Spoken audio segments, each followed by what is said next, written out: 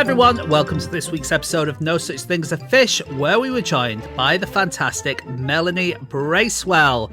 Melanie's a really good friend of ours. We've known her for many, many years. She's a regular on Australian television, in New Zealand as well. She's been on New Zealand Taskmaster. She hosts a TV show called Cheap Seats Australia, but you'll have seen her on TV in the UK as well. She's been on QI a couple of times, and she has very recently been on Richard Osman's House of Games.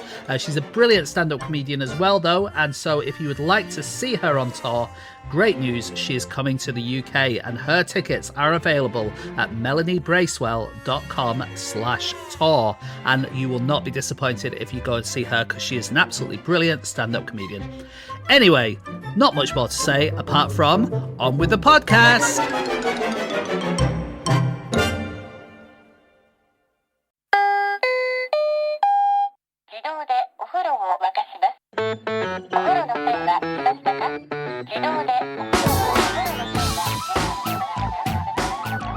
Hello and welcome to another episode of No Such Thing as a Fish, a weekly podcast, this week coming to you from 4 undisclosed locations around the globe. My name is Dan Schreiber. I am sitting here with Andrew Hunter-Murray, James Harkin, and special guest, it's Melanie Bracewell. And once again, we have gathered round the microphones with our 4 favorite facts from the last 7 days, and in no particular order, here we go. Starting with fact number 1, and that is Mel. My fact this week is that a congested tunnel in Australia has installed moving lights that you race against, and it has helped reduce stop-start traffic by 70%. And I drive this tunnel frequently. Do you? And you've done the racing against the lights? Yeah. I mean, when I say race, I don't think that's what you're actually supposed to do. It's what I do. Essentially, it keeps pace with kind of the slowest traffic in the tunnel. Therefore, the pace is consistent and people aren't like driving super fast and then stopping and then driving and then stopping, because that's what causes traffic. I had a look at it, and from the look of it, I mean, I haven't driven it, obviously, but it looks like a ring of light around the edge of the tunnel, which sort of pulses through the tunnel, and you drive level with that ring. Is that right? As it moves. So if you look in your left and through. right, there's sort of these green lines that you are trying to keep pace with, and it feels really bad when one of the green lines overtakes you. It's really Maybe it would have been better, like, it doesn't have to be lights, right? What about like a Pac-Man coming and trying to hit you or something? Oh, yes. But what, so you see it in your rearview mirror? Hang on, Yeah. Are you the ghost? Yeah, you're the ghost in this situation. Wow. Or maybe, wait a minute, you're the Pac-Man and You've they're got to be the ghost. Pac-Man. The ghost is chasing you. It's too. We can't have you're the baddie in this situation. I caused a collision, but I did get a high score. Can you eat the strawberry, turn around, and then eat? And then you can drive backwards through the tunnel. That's right. Yeah. Right. So from the sound of it, it's the problem is that people drive downhill into the tunnel, they drive along the tunnel, and then they drive up on the way out, but they slow down on the way up because they don't really register that there's an uphill slope on the way out. So naturally you just slow down, and that causes a ripple effect going all the way back through the tunnel, and then everyone slows down. And so since this has been installed, there's been a 17% increase in speed. When there is traffic, it returns to the normal speed 95% faster compared to before they were installed. So good. That's really good. And I heard there's like a lot less breakdowns as well, because usually trucks are like stopping and starting with their brakes, but when they're not using their brakes as much, there's less things that can go wrong. So they're I thought you meant less. emotional breakdowns, and that too. Can I just quickly say, this is an absolute nightmare, though, for a supervillain to hack and then set the lights going to 200 miles an hour. Just saying. That is a great plot. Really Any good supervillains plot. listening?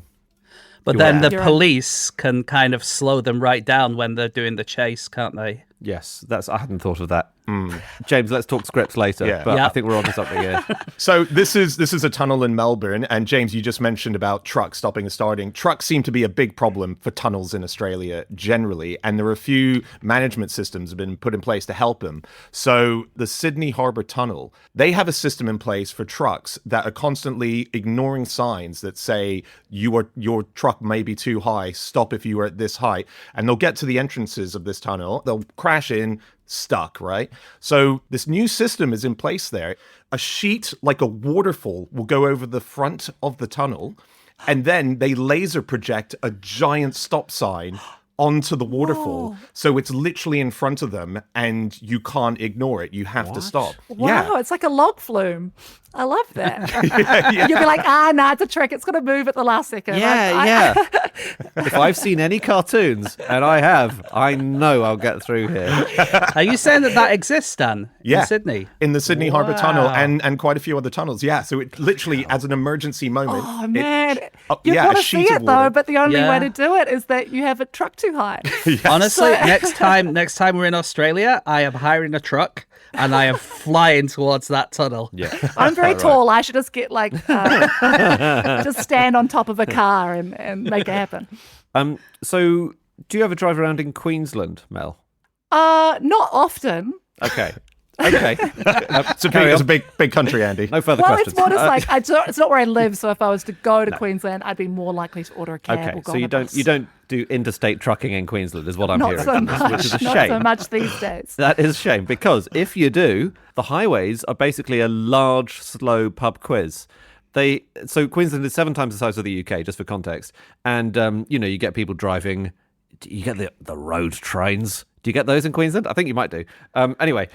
What? And Sorry, Andy. What is a road train? Yeah, you just put two words together that don't really fit together. It's like a convoy of trucks, and it's halfway between just normal logistics and Mad Max, because you're driving across Australia with a load of trucks, and it's a road train. Anyway, if you're a trucker in Australia, in a road train or out, it's obviously really boring, and there are long stretches of just nothing for ages and ages and ages. And so you have to keep drivers engaged. And so Queensland's authorities have put a pub quiz basically on the signs around the state. So you will see a sign saying, which animal is the fastest on Earth? And then 5 miles later, you'll see a sign saying, it's the peregrine falcon when it's diving. Dang. Is it count as on Earth if it's diving? It's a good point. No, you're right, James. I mean, quibble. Do write in to the Queensland. Okay, well, Maybe that's also- what the next sign says. No, we do realise that it's not actually on the Earth. No, okay, let's have another couple just to see if you're as smart as a road train captain. What is the coldest town in Queensland? It'll be like Wollongong or something, like somewhere south. Is that right? No. It's Stanthorpe. Of People, course. listeners How around the world have been silly of me. screaming at their phones. Okay, and the last one. When is rabbit breeding season? Oh, that's all the time in Australia, isn't it? Oh, Right. yeah, correct. Oh, trick wow. question. Trick question. I'd be so pissed off after 5 miles if I got had by a trick question. Beautiful. Yeah, That's this the roads in Australia are pretty mental. The longest road in the world is the one that goes round Australia, Highway 1. Oh. It's 9,000 miles long. And if instead of putting it all the way around Australia, they decided to go from Perth outwards, they could have got all the way to London. Stop it. Whoa. That's Why didn't they? They should Yeah, try stop them. that. Fools. The flights are so tedious. If I could just have 15,000 pub trivia questions, it would be done in no time. No, the scale is mad, isn't it? It is. It does suck because if you break down as well, in 2017 there was a tradesman who crashed his car out in the outback on one of these roads, and the closest help he could get was, I believe, 150 kilometers away, which he had to walk. So he did this walk, survived initially on water, had to start drinking his own urine, and finally got found after he'd walked about 100 or 120 kilometers. So he only had 30 to go before he could have rocked up to this town going, you won't believe what I just did. Please, I'm so thirsty. Can a very oversized truck go through this tunnel? Mel, have you heard of the Outback Way? Because I don't know if this is the road you're talking about just there, Dan. So it's a series of roads, and it runs from the middle of Western Australia to the middle of Queensland. So that is over 2,500 kilometres. It's really long. I think much of it is not paved, and a lot of it you need permission to go over. And some bits are just for remote Indigenous communities. And it's known as the world's longest shortcut because it does technically shave time off your route if you, as opposed to going up and then right, like around Highway 1 that James was talking about. But it was made by this guy called Len Beadell. Is he a household name in Australia, Mel? Oh, Len Beadell. Don't get me started on Len. Okay. Oh, my Len. Did he win Dancing with the Stars this year? I'm pretty sure. Okay, so he's not a household name. But he's just an amazing guy. So he He wrote a load of books about his time. He just made roads all his life. And his books include Beating About the Bush, Too Long in the Bush, Still in the Bush, Blast the Bush, and Bush Bashers. And he named them all after members of his family. So there's the Gary Highway, there's the Connie Sue I thought you Highway. meant the books were named after the members of his family. This one's after my daughter Bush, Bedale. Sorry. But the amazing thing about him was he was also a bush dentist, right? So he knew that he was going to be out with a road building crew for ages. So he took a course in tooth extraction in case anyone got a toothache, because obviously you're hundreds of miles from the nearest dentist.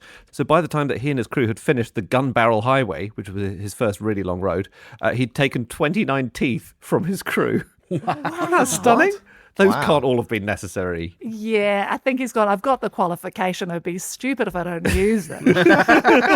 I had a fact for James, actually, on this one. So there's a road in Australia which James would probably find so attractive. Any pictures from the other two as to why? Oh, because you can play... It's got golf holes all the way through. I mean... Am I that one-dimensional as a character? Sorry, James. I'm so sorry, James. But is it pronounced Nullarbor? Yeah, Nullarbor Plain. Nullarbor Links. You already know it, James. Nullarbor means no trees, right? It so does. That's also a good place to play golf if there's no trees. Wow. Yes. But also, Andy... Yeah. Mel is a New Zealander who's just emigrated to Australia. Give her a break. She, I don't know. What's the warmest town in Western Australia, Mel? What is the name of Len Bedale's upcoming book? Because we all know it. I'm so sorry, Mel. You're right. That famous bush dentist we all talk about. So the Nullarbor Links is the world's longest golf course. It's 850 miles long. Oh. Is it still 18 holes, or is it... I believe it's still 18 holes, but they are spread out. Oh, I see. So you play one hole and then you drive 100 miles to the next one. You can walk, but you're going to need to drink a lot of your own wee on the way. You played golf with me before. You see Andy come up covered in piss, missing 6 teeth. What's going on? Do you guys know who doesn't have issues with traffic? Oh, Ants. question. Have you Ants. guys talked about this before? This is a study that they did in 2019 looking at the way that ants move, because they do follow sort of roads leading from food back to their colonies, because they lead these sort of chemical trails. And they found that even with a lot of congestion, that the ants never had any trouble with traffic or build-up. And I love the way that they did this study, which is they made tiny little bridges for ants and increased the width of the bridge, or narrowed the width of the bridge, and found that they would find alternative routes, or they would kind of move in this kind of constant state of travel, and they had no traffic issues. And that means the problem with traffic is it's just us. If we all just drove at a constant speed and had an eye out for each other, then we'd all be better off. I think that's really wise, Mel. And I think actually what I try and say sometimes is, I don't say, I'm sorry I'm late, I was in traffic. I say, I'm sorry I'm late, I was traffic. Wow. Do you know what I mean? That's so beautiful. Yeah, he's really cool to work with, Mel. It's a shame you don't get to experience these day to day absolute zingers when he walks in.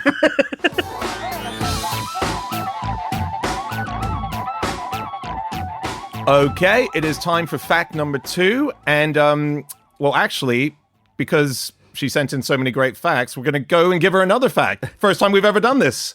Oh, my gosh. It's time for fact number 2, and that is Mel. Wow. Oh, my gosh. I'm flattered. My fact this week is New Zealand decides new laws to debate in Parliament by pulling them at random out of a 30-year-old biscuit tin. That's amazing.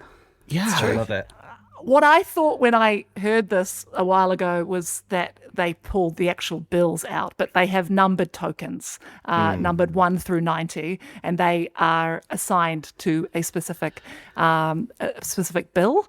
Very important bills were pulled from this. Gay marriage was pulled from this. Really? Euthanasia was pulled from this.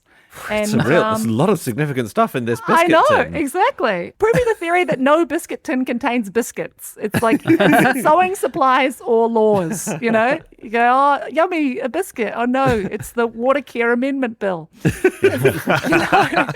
New Zealand is often a socially progressive country, and a few things are passed there ahead of the world. And it sounds like it was because of the biscuit tin and having this system. These things might not otherwise have come up. It's not every law. It's not. It's basically ones that are presented by maybe some minor parties that don't have the floor. It would be discuss insane. everything. It would be insane to have every law like just randomly aside for a biscuit tin. Oh, murder's legal in New Zealand because it hasn't come out of the biscuit tin yet. Sorry, that's what the lucky dip says. Murder is now allowed. There's some stuff lurking in there. So I think that's right. It's called a members' bill. And I think Britain has an equivalent in. We have one in our parliament. A private member's bill is the British equivalent. So if it's not part of the agenda, but you're passionate about it and it's a cause that you believe in. One thing that's interesting, I think, is that in the past, obviously this biscuit tin's only existed for 30 years. Or had this role for 30 years. It might have pre-existed, I don't know. But before that, you would have a bit of time when you can have these special members' bills. And to decide which laws you would debate, you would basically have to get to the clerk first. So they would say, okay, Thursday, we got a bit of time, we're going to do this. And everyone would leg it to the clerk saying, I want my law in, I want my law in. Or they would even queue up overnight, like they were trying to get tickets for Wimbledon or something, just so that they could get their law debated. Because did you say it was the clerk you needed to find? Yeah, that's right. Would he or she ever hide? And it's kind of, if you find the clerk. There's a thing in the UK here that I'm sure, James, you and Andy will know about, but the division bell for UK parliaments, which is also to do with voting. So if a vote needs to happen and there's a division, this bell goes off, which gives MPs 8 minutes to get there to register their vote. But because people are so spread out, division bells are all over Westminster. So some local pubs will have division bells, or there will be a direct phone call to a landlord to ring a particular bell, or it will be in cafes. And so everywhere. So you'll be sitting maybe in a pub, a lot of MPs having a pint of beer. This bell goes off and they'll just bolt out of there to get back to vote. Is that still true, Andy? I thought they might have changed the pub one a few years ago. No, I think the Red Lion is a pub. Yeah. I don't know if it's still there, actually. I think the plan was to start phasing it out of pubs in 2021, but I think, it's possible that there might be a few. But there's 384 division bells, let's say, before the phase out. It's called having a bat signal. Basically, is what it is, isn't it? Like, it's just, but you just need to go vote on a law. Like, it's an unsexy bat signal, but it is cool. Yeah. On pubs and Parliament, New Zealand Parliament has a pub now. It did have a pub. It was closed down. The pub has reopened. It's called Pint of Order. And That's great. I think it's great. And on the wall of the pub is the first sort of, they say, proper bill to be passed by a newly independent parliament, so not under the colonial governorship. And it was for allowing Parliament to circumvent the liquor laws. That was the first thing we wanted to do. That was the first pint of order. Yeah, put that bill in the biscuit tin 90 times. So we've just talked about the French Parliament. That is shaped. So the British Parliament is two benches, and the one side is on the left and one side is on the right, and they argue. I can't remember what the New Zealand one is, but the French one is like a semicircle. And the reason it is that is it's based on the School of Surgery in Paris. It was a place where you would cut up bodies and everyone had to have a good view of you cutting up the bodies. And then they chose the Parliament to be based on that, which I think is really cool. And there is one country in the world that has their parliament in the shape of an athletic stadium. Can you guess which it is? Guessable. Is this an especially athletic country? Maybe. You've got to guess. That's a fun quiz. A load of Olympic long-distance runners are from Kenya, aren't they? So I'm going to say Kenya. But they don't... Is it somewhere in like South America or something? You're close, Mel. But like long distance runners often aren't in the stadium. They're running like marathon running or 10K is outside the stadium. Okay. So who runs in a stadium? Just sprinters. Keep going.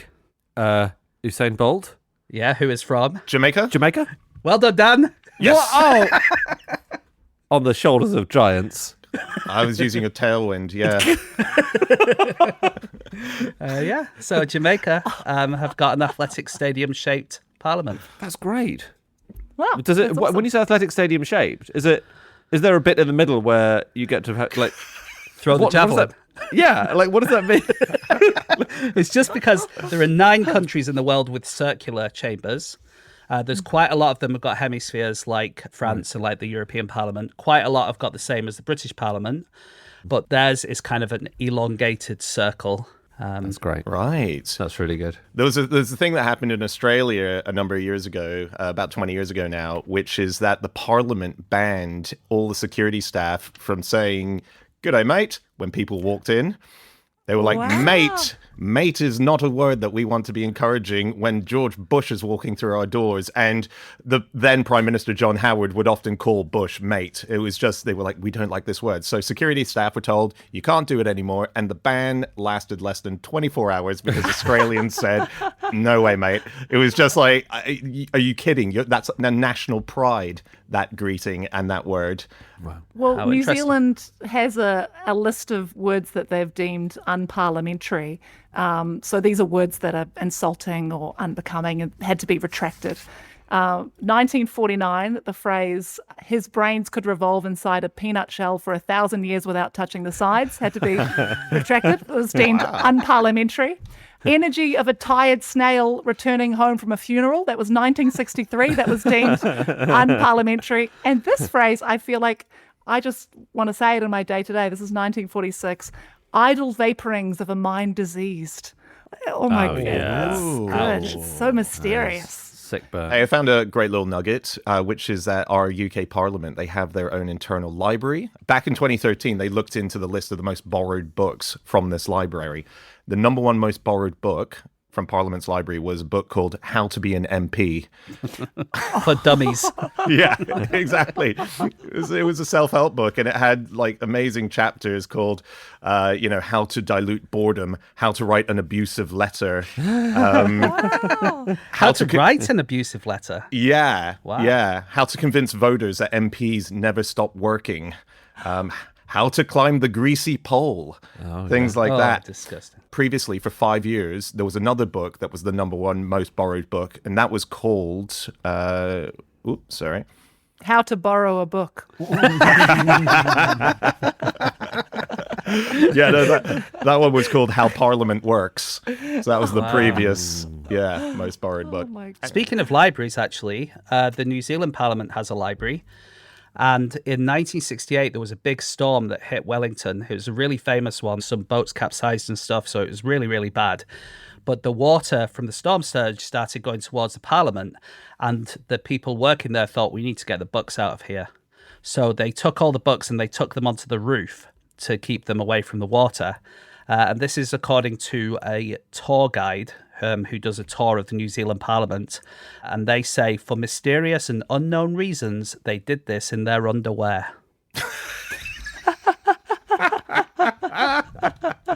And I can't work out why, if you're going to take books out of a library and put them on a roof, you would do it in your underwear. And Was it no raining? one explained why. No one says. There's no written record of it. There had been a big storm, but it was a storm surge, which can come after the rain. So I don't know if it was raining or I not. think that makes sense because you don't want to get your clothes. If the storm surge arrives and you're in your heavy cotton ruffles or your wool, then you're going to get seriously weighed down. That's true. So It's they put safety the books first, on actually. the roof, you say? On the roof, Yeah. yeah, which suggests that it might not have been raining at that point. Yeah, okay, right. Oh, yeah. yeah, okay, right. And also, Andy, whenever it rains, do you just get completely naked? Not completely, but I think it's good. Sometimes if you've got a job to do in the rain, it's actually better to have fewer clothes on. It's like how if you're dealing with a pest or like an invasive animal in your home, like a mouse or whatever, You don't get want naked? to get it. No, What? again, Get off, of course. can I please finish? I don't want that mouse crawling up my trouser leg. I'd rather see it on my leg. Do you know what I'm Okay. saying? No, not really. Well, no, but keep going. Keep going. Look, it's more upsetting to have a ferret in your trouser leg than it is to have a ferret on your bare leg. That's all I'm saying. This is why you were kicked out of that petting zoo.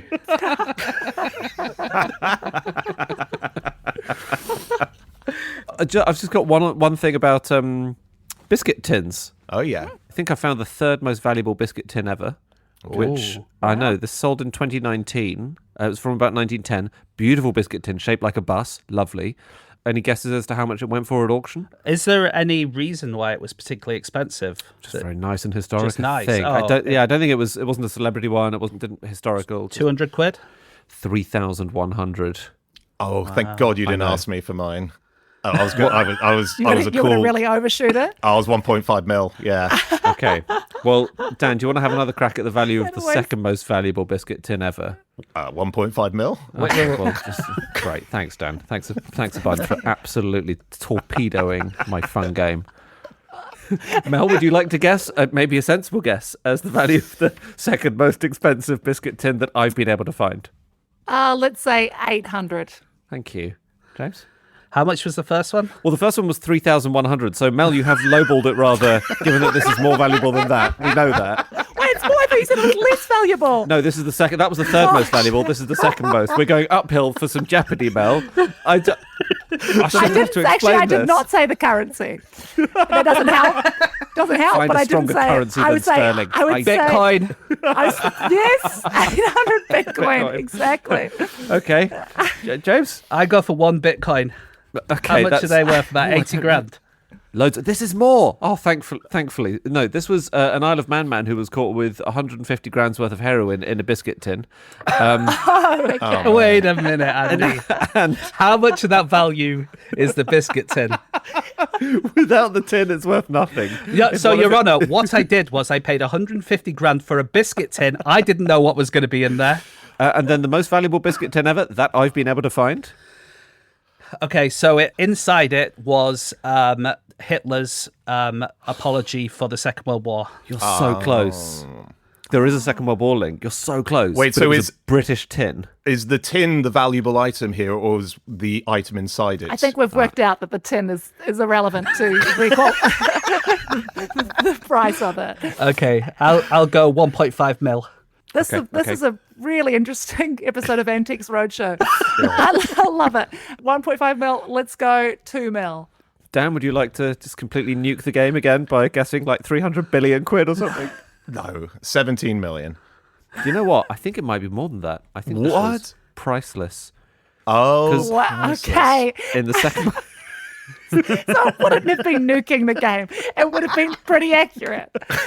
I think is what we've worked out. Why haven't I been asked to host a quiz show? and please, no one ever let Andy write the quiz questions for those long roads in Australia, because I swear to God, I'd be crashing my car and drinking my piss before I needed to see another question. You've done the first one. Okay, now the seventh most valuable biscuit tin. As far as we know. And again, I'm afraid I have to say allegedly for this one, but allegedly during the Second World War, the crown jewels themselves were kept in a biscuit tin and That's actually buried. what I was going to guess. God damn it. I was going to cool. say silly. No, it doesn't mean anything now that you've already said it. In fact, I think it's pretty well sourced. They were kept in a biscuit tin at Windsor Castle, and it was buried on castle grounds, and they were the most precious jewels from the imperial state crown, and they were in a tin just in case. Very nice. There you go. And someone came to steal some cookies, the Cookie Monster. Oh, damn, these are useless.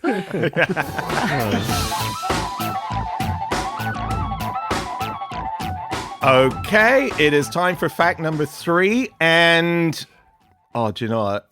It's Mel again. Wow. My fact this week, guys, is that a man in New Zealand was reunited with his work swipe card 21 years after losing it in Wellington. It was found by researchers in Antarctica. And that is a really long way. That is a really long way. Thousands of miles? It's you've come up with another game. So this story is this is actually a music producer on a RNZ, the public radio broadcaster.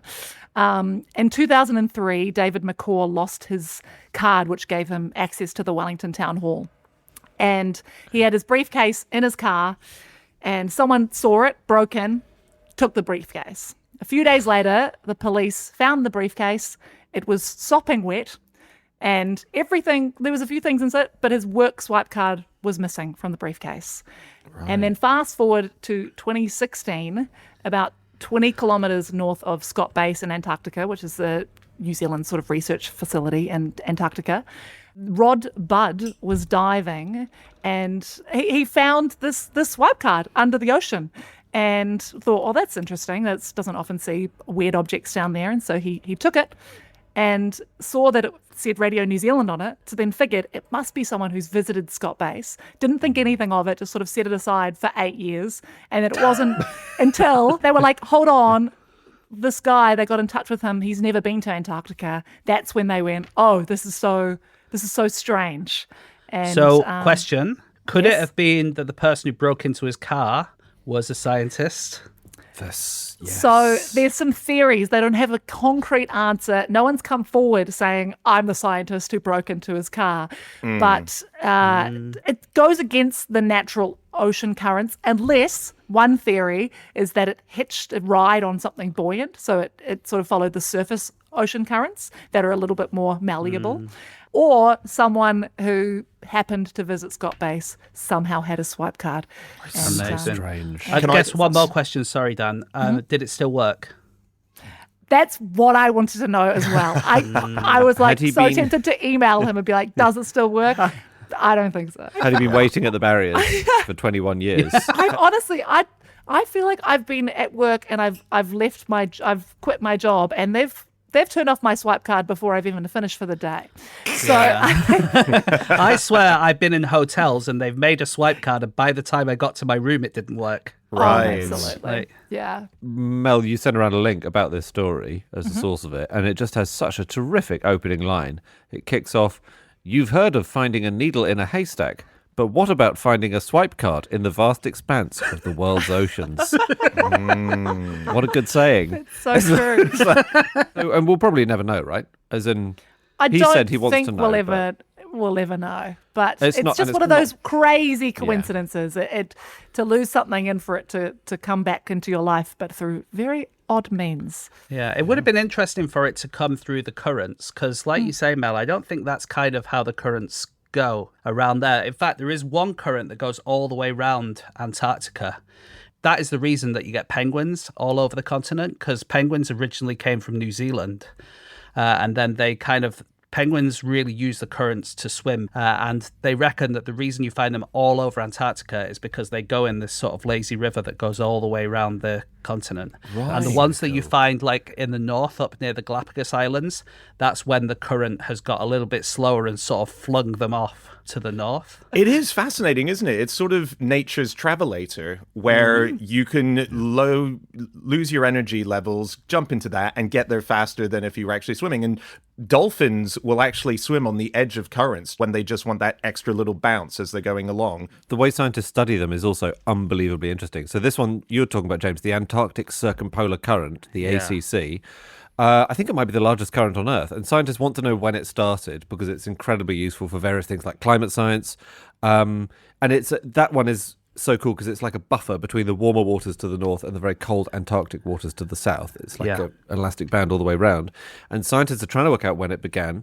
And so what they're using is fossilized fish teeth from 50 million years ago, because you can detect from fossilized teeth what the water column was like. Was it Pacific or Antarctic water in that location at that time? Because you can date the water and you can track the location. And It's those so teeth much. were pulled by a dentist in the bush. I so wish I remembered his name. I know he's so popular. Len Beadle. Len Beadle. I can't believe I forgot Len Beadle. Go back to New Zealand. What are you doing? Australia. If you know three, Kylie Minogue, you've got Paul Hogan and Len Beadle, all right? Keep those in your head, you'll be all right there. What they think, Andy, I think, is like, South America and like there's a tip of Antarctica that are kind of relatively close to each other. They kind of all both point out towards each other. And probably they were attached at one stage, and then when they opened up, suddenly there was a chance for this current to go all the way around, because all of the currents, eventually they hit a bit of landmass. But this one doesn't. This one, you can just, once you get stuck in it, you're there forever. That's so interesting. Have you guys so talked cool. about the Ever Laurel before on the podcast? This is a cargo ship in 1992 that was containing bath toys that got into some stormy water, knocked all of the containers into the ocean, and these bath toys have washed up all over the world, and researchers have gone, this is an amazing opportunity. They've been able to track the ocean currents using these little rubber duckies. Wow. Because some would end up in England and some would end up in New Zealand, and they would be able to chart. They were like, we wouldn't want to pollute the ocean on purpose, but this is a happy thing to come out of this, The this science, disaster. Yeah. Absolutely. If you find one of those, by the way, I would say, according to my research, the most expensive bath toys you can get. So I wonder if anyone would like to guess how much. James, don't do it. They don't appreciate it. 200 quid for a duck. Okay. I'll say £5 million. Oh, Andy. So I'm playing the heel here. No, do you have a price? Yeah, well, around $1,000. Really? So Wow. Dan's pretty close, I guess. Who's What did it buying? Is it the contain? scientists? No, they're kind of collector's items now. There's like a few different people who collect them. So when one comes on the market, they all try and bid for it. But great. quite often they find them and they're not the right ones because they all have special sort of barcodes on them. So you know they're from this particular ship. But of course, if you get a little toy on a beach, that could have come from anywhere, right? Yeah. So every now and then you get news stories saying, oh, another one of these rubber toys has come up, and then everyone gets really excited, and it turns out it's just something someone's left at the beach. I mean, if I found out that people were paying £1,000 for a rubber duck, I would try quite hard to forge those. I'd flood eBay immediately. Yeah, absolutely. But there's not just those. There was also 4.8 million Lego pieces that were dropped by another boat, 34,000 hockey gloves that were dropped by another boat, and thousands of Tommy Pickles cartoon heads that were dropped from another boat. And they're all being sort of measured by these oceanographers. Wow. This is too suspicious that these are all little floating things. I feel like scientists are driving jet skis into cargo ships going, oh, whoopsies. I guess we get some information. Do you know, my favorite currents are when they take people in boats and put them hundreds of miles away from where they're meant to be. Those great stories, when they survive, they're wonderful stories. Go on, give us one, Dan. I'm not really aware of these favourite stories. current. So it's not. This is a Len Beadell situation for me. No, two people were out at sea in a canoe and a current came and it took them and they were found hundreds of miles out drinking their own piss and so on, all that stuff. A lot of these facts are about drinking their own piss. You brought these facts to the table, Mel. I'm sorry. Starting to see a connection. So 2011, two guys who were from the Pacific nation of Kiribati were out at sea. They were ironically driving to get gas when they ran out of it, and their GPS system was down. And so they just floated off and they disappeared. And they were out at sea for ages and ages until they eventually, 600 kilometers from home, rocked up against a little atoll. So they were safe. They were able to get food and so on. But one of the guys discovered his long-lost uncle, who had been missing for 50 years. Who had also floated off. Yeah, who was presumed drowned. They rocked up. He was there, had a whole new family. He was like, Wait, hi, guys. What? Oh, he had a new family, did he? There's a lot of things to get stuck on in this fact, but one that's throwing me is: would you say it's ironic to run out of fuel when you're on your way to go get fuel? I would say that's wouldn't at most all. likely time you would run out of fuel. That's a good point. So maybe it wasn't the fuel situation. Maybe their GPS went down and that they just wandered off. I'm sorry, 50 years ago, this guy's uncle clearly flees his old life and maybe some debts we don't know, and then is He had a infuriated. biscuit tin and a dream. Because he must have felt absolutely busted when he saw his long-lost nephew turning up, floating slowly towards him, saying, Uncle Mike? He's going, no, hide, guys, hide. Behind that tree. Go to the other side of the atoll, for fuck's sake. Yeah. So there you go. Okay. Wow, that's a interesting heartwarming story, Dan. Yeah. Oh, well, there you go. Okay, here's one more quiz, Yeah. just because all gone so well so far. The fastest ocean current on Earth Is it faster or slower than the world's fastest running insect? God. Oh, gosh. What's the fastest running insect? That's the Australian tiger beetle, Andy, as well. You should know. Sorry, yeah. No, I was tiger beetle. tipping my tongue. And the fastest current is the Florida current, which is the beginning of the Gulf Stream. Okay. I think the current is faster than the beetle. Okay, Dan? Beetle faster than the current. Andy, not got many options left. I think they go at the same speed. You're correct! They both go at 5.6 miles per hour. Oh, Wow. you rubes. I knew. If it's a harking quiz, there's a sting in the tail.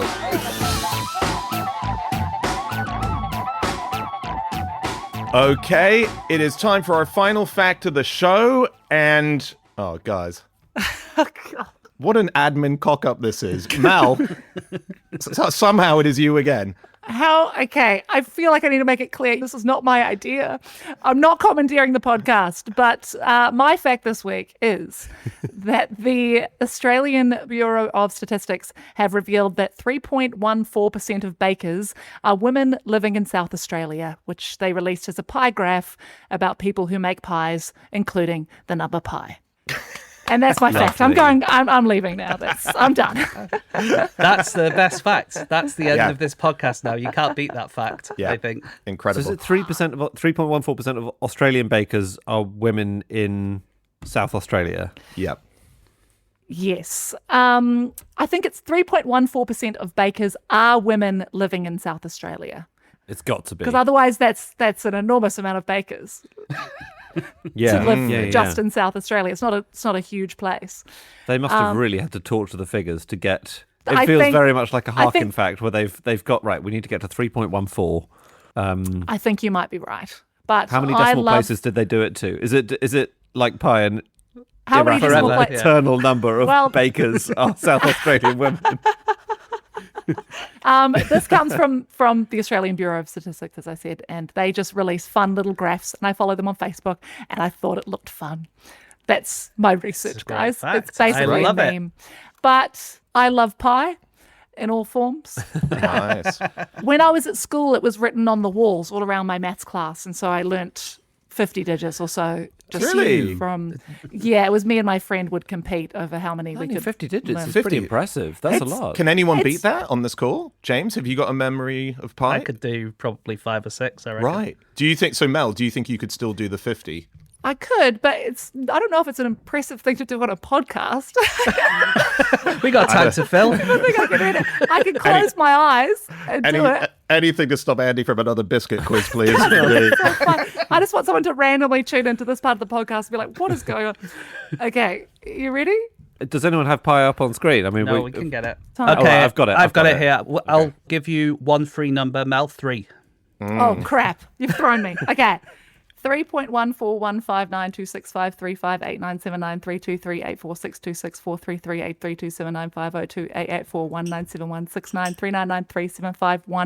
3.141593233846264338327955028841971339937510582009. Fucking hell. Thank you. Bloody I hell. think. It sounds impressive, but if you amazing. think it's just like if you learned 10 phone numbers, you can remember things. That But was insanely impressive. it's- Now, Very I've good. got to It's say not- the number after the 9 is a 7, so you should have rounded that up really. Oh, shiver me timbers. Okay, I think you got 55. amazing. Yeah. Oh man, you always want to Wow. undersell yourself. You've It's not outperformed. quite the world record, which is 70,000 decimal places. Yeah. That was a podcast I loved listening to. Yeah, this was in I love India. this. Yeah, I love the people who learn pi to that number of decimal places because I find that very interesting. So pi goes on forever. It's been calculated to 106 trillion digits, but actually, NASA only bothers with pi to 15 decimal places. Oh. So all these people learning it to 70,000 places, NASA even don't bother with that. So I read a great piece by someone from the Jet Propulsion Lab at NASA, Mark Raymond. He said, look, if you calculate Earth's circumference from pi to 15 decimal places, and then you use pi to hundreds of decimal places, the distance between your two calculations would be 1/30,000th the width of a human hair. So for all practical calculations, like if you're landing a rocket, you simply don't need pi to more than 15 decimals. Like that is accurate in any Right. real world calculation. Not every rocket launch is successful, though. So it could Well, have maybe been. Elon Musk is only using like 3 on his rocket launches. That's true. So Pi Day is a very big thing. I don't know if you celebrate it, Mel, but March 14th. One of the people who are championed on that day is Albert Einstein because he was born March 14th. And so I looked to see if there are any other great mathematicians who are associated with Pi Day. Went through a big old list. Couldn't find any. But What? well, there's other people, but I hadn't heard of them. I was going for big time names, so I have to shift. So other people born on Pi Day include Mrs. Beaton, who had a lot of pie recipes in her book. great. Very good. And then the only other one who really caught my attention was Chris Klein, star of American Pie. Oh my God. Oh, wow. That's pretty good. Very good. We've known about pi since at least 1550 BC. There's a Wow. papyrus called the Rhine Papyrus, which was written by someone called Ahmose, and it gives like a puzzle of calculating the size of a circle if you know like the size of a square around it. And it doesn't use the letter pi or anything like that, but it basically gives us the answer to the question. And they work out that pi is around 3.16, which is not bad for 4,000 years ago. Yeah. Yeah. Should we say what pi is? Because Oh yeah, it's the a ratio yeah. of the circumference to the diameter of a circle. So it's a constant, is because that ratio is always the same. So if you take any circle and you measure the distance all the way around it, and then you divide it by the longest line you can draw in it, then you will get 3.1415, blah, blah, blah. And the way they calculated it back in the day was so this scribe put a circle in a square, and then Archimedes improved on that. He put the circle in a hexagon and then a smaller hexagon inside that. And you basically, the more sides on the shape that you're using in comparison with a circle, Yeah. the more accurate. So there's a Persian mathematician called Jamshid Al-Kashi who calculated pi using a polygon of 800 million sides. And he worked it out to 16 decimal places, i.e. the accuracy that NASA has today, and he did that in the year 1424. Wow. So he had NASA level accuracy back then. I just find that stunning. And there's a guy called Ludolf van Keulen in 1594, and he used a polygon with 32 billion sides. And published a value of pi which had 20 decimal places, and he was so proud of it, he had it engraved on his tombstone. What? And then 50 years after he died, Isaac Newton came up with a way of working it out that you don't need to use polygons at all, so his was completely useless. You could just, yeah. Can we say who named it pi, first of all? Because he's a really interesting mathematician. He's called William Jones, and he was a Welsh mathematician in the 18th century, born on a farm, received an incredibly basic education, but he was a bit of a savant, and he was the first person who appreciated that pi was irrational and non-repeating and infinite. And he named it pi after the Greek letter, and there's a theory that it was because of periphery. It's about the circumference of a circle, so periphery, Greek letter pi. But Jones was, for a brief spell, in the English Navy, apparently as a maths teacher on a warship, and I can't find much more evidence about what he did during his time. Ballistics. Probably ballistics. I don't That's know. great. Yeah. He also worked in cafes. Like, this was a thing in the 17th century. They were known as penny universities. And basically, you'd go to Starbucks and there'd be a mathematician sitting in the corner and you'd pay him a penny and he would teach you some maths. That's so cool. Oh, that's a great idea. Do you know about his son? His son was he was really interesting. He was part of the popularization of the language that's now known as Proto-Indo-European. Or pie. Isn't that cool? That's so cool. Yeah. Hey, check this out. I found out that there's a state, part of the Zhou dynasty in China, that was called Pi, and they existed in the year 314 BC. No. Get away. Yeah. That's Yeah. amazing. It's very cool. Now, pi in Chinese, pi, you've got two pronunciations. So I think this might be called P, like P-double-E. And isn't that how we should be pronouncing pi anyway? Wasn't that don't know. Wasn't that the Greek pronunciation? It might be. I think it would be. Yeah. Yeah. But that's not how we pronounce it, so. I'm now connecting the final dot to Mel's 4 facts that are all P-based that she has secretly snuck in. Have you guys ever heard of the language of Polish? Yes. Mel's nodding her head. This is I'd never heard of this. This is such a cool way. It's a part of a thing that's often known as constrained writing. So when writers apply rules to themselves. So for example, Green Eggs and Ham, Dr. Seuss was told 50 of the most basic words for kids can only be used, or people have sometimes never used the letter E in an entire novel. Polish, this Pi language, is when you write a piece, but you have to match the letters of each word to where the next digit in pi is. So you start with well, because that's 3. Well, I, because that's four. Sorry, 1. sorry, Dad. Sorry. How are you spelling well? Oh, a tragic fall at the first hurdle. Turns out that Dan doesn't even know pi to 1 decimal place. Wait, I'll cover my eyes. So 4 point. Yeah, no. So let's. I mean, we all know 3-letter words, right? Can't think of any right now. But I'm thinking of a few 4-letter words right now, Dan. Can I do another pie mistake while we're on that? So Kate Bush has a song called Pie, and in it she sings the number up to the 78th decimal place, but then she misses out a load and then starts again on the 101st and finishes on the 137th, and she also gets the 54th decimal wrong. Interesting. But then BBC show More or Less, the radio show who does like math stuff, they came up with a thing called the Kate Bush conjecture, because pi is an infinitely long number and we think that it doesn't repeat itself. And if it doesn't repeat itself, then that means that all series of numbers are in there somewhere. So maybe Kate Bush was not singing it from the start. She was actually singing it from 12 trillion Wow, numbers. true. And we just haven't got there yet. Right. Seems like a long way to go to exonerate Kate Bush. Flawed song. You know, that's very fun. That's Kate Bush is also one of the books written by Len Vidal. Len Vidal.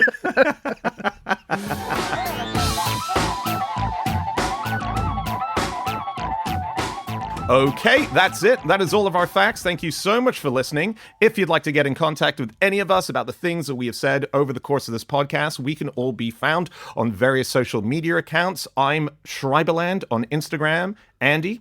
I'm on Instagram at Andrew Hunter M. James? My Instagram's no such thing as James Harkin. And Mel? I'm Melanie Bracewell. We know that, but what's your... Presumably on everywhere, right? Melanie Bracewell. Yeah, mostly, or Maladoodle. Anyway, you can also get through to us at podcast@qi.com. Send us emails there. We do a great bonus episode as part of our Club Fish where we read out the best of your facts and your feedback. Just send them. Andy gets all those emails. Go to our website as well, nosuchthingasafish.com. You can check out all our upcoming live shows. Do come to those if you can. Otherwise, just come back here next week because we will be back with another episode. We'll see you then. Goodbye.